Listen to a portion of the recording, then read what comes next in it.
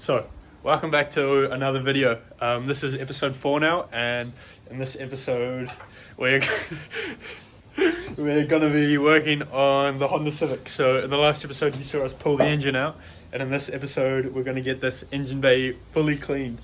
So as you can see at the moment, she's bloody grimy and she's begging for a clean. So this is going to be pretty satisfying. Like, even if you just see on here like all that caked up gunk. Yeah, mate. So yeah, this is Rory, my little brother, and he's going to be helping me out today. Yeah, we're basically going to be unplugging everything and making sure it's all safe when it gets wet, and then giving it a big wash.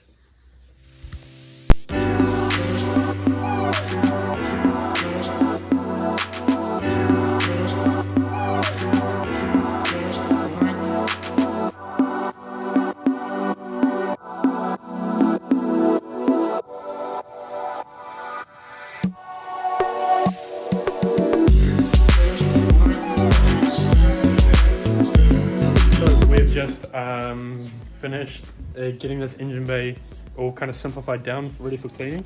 So as you can see, we've removed the fuse box, we've taken out the wiper motor, we've taken off this back heat rack thing, and then we've taped up all these lines and used a glove on all like kind of the important electrical connections, so don't get too much water splashing around in places where it doesn't need to be.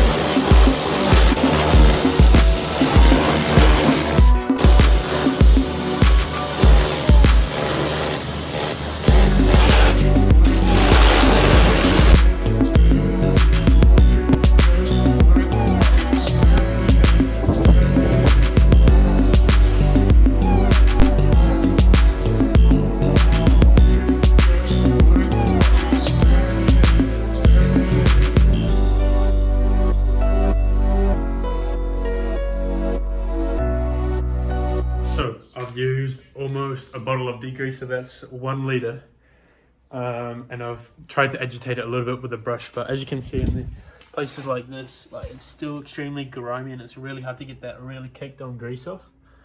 But we'll see what happens after a water blast, and it's already looking so much better. Not sure if the camera's really picking that up, but I'll give it a water blast and see what happens, and then most likely going to have to degrease it and brush it off again, so probably repeat this process a few times.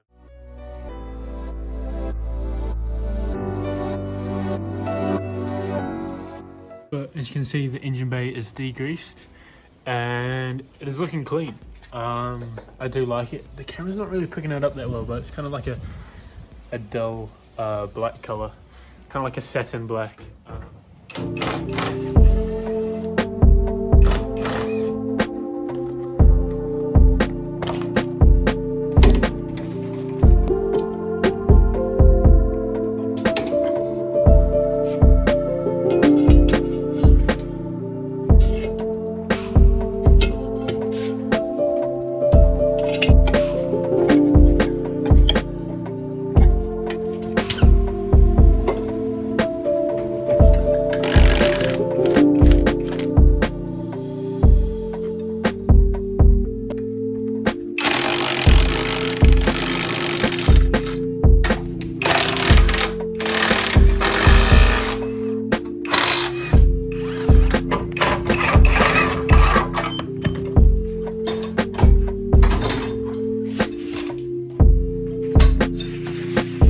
So here we have the front subframe to my EF hatch, and in order to make the B-swap work, this front engine mount needs to come off because it hits on the block and the manifold here. We come over here to our donor car. You can see that the front engine mount has already been taken out of the subframe. So what I will most likely be doing is swapping this subframe over into that car when I engine swap it as well. So although this engine bay cleaned up quite nicely, you can still see there's quite a bit of dirt and stuff still on it and a bit more grease down here. So I'm just gonna go over it with this this brush set that I bought and some degreaser and see if I can get even more of that dirt off.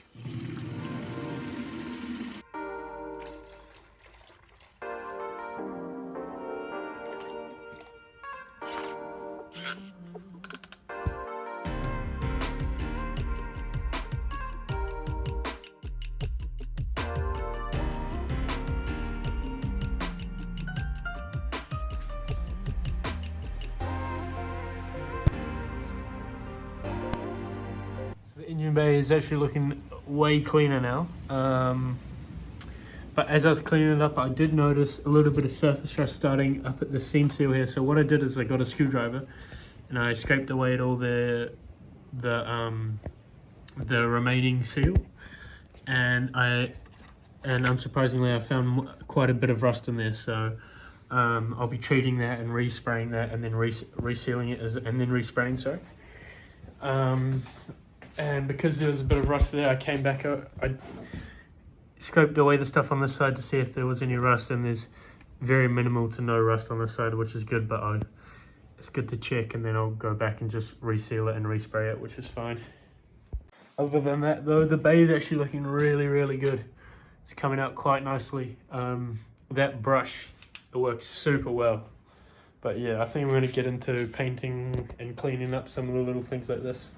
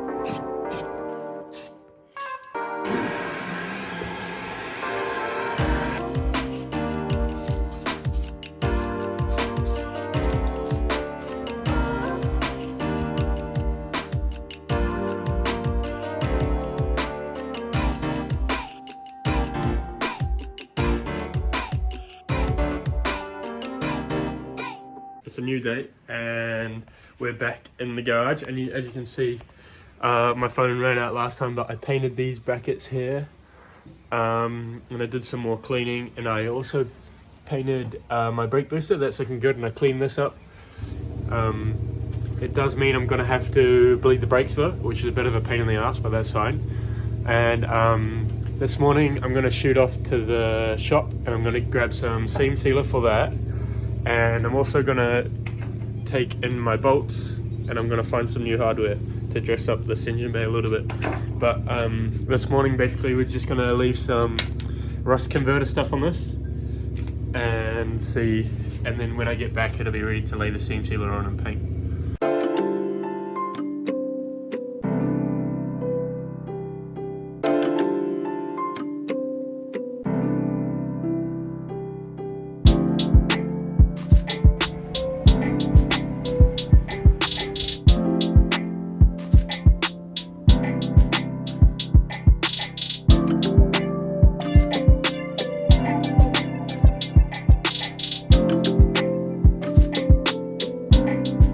So as you can see, I've just put the seam sealer down and I put a little bit up there as well, just to go over a seal that had broken there. But yeah, and I did it over here as well. This should dry just and look just like factory, so there's no issues with that. Like this is how it comes from the factory. Like it comes pretty messy, so it won't look any different once I have a bit of paint over it.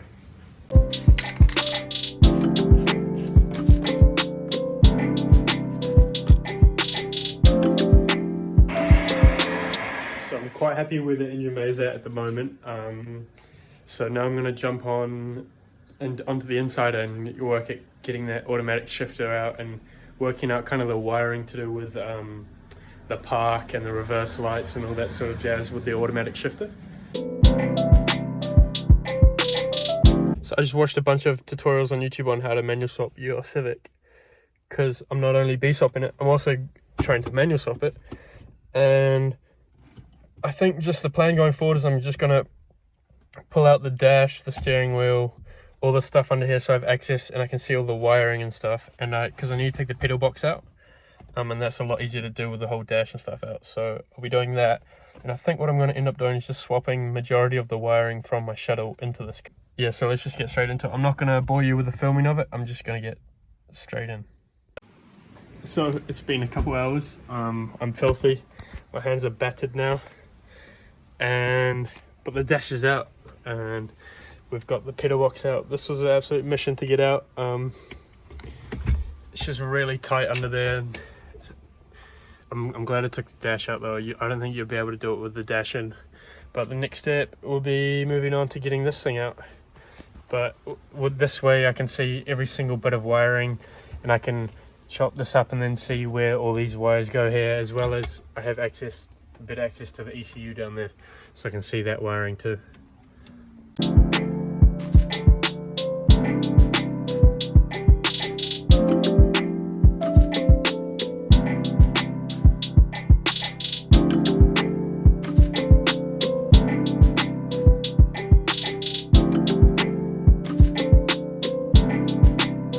So I decided I'm going to come to this wiring a bit later. So there's just 4 bolts connecting it from underneath and she's out. So now we have the hole for the shifter. And I'm pretty sure I need to be drilling these holes out here for the manual ones to put the manual in, and then covering up all this sort of stuff. But I can do that a bit later on. It's not too necessary just at the moment. So now majority of the work has been done getting this car ready for its next engine. I am now going to do the very fun job of going through and replacing all of these crusty old bolts dotted around the place with my brand new gold coated zinc hardware. And I'm going to be putting all the old ones in here. So yeah, super hyped for this. This is going to transform the engine bay, I think. As you can see, now that it's dried up, it looks pretty good. A little fix there.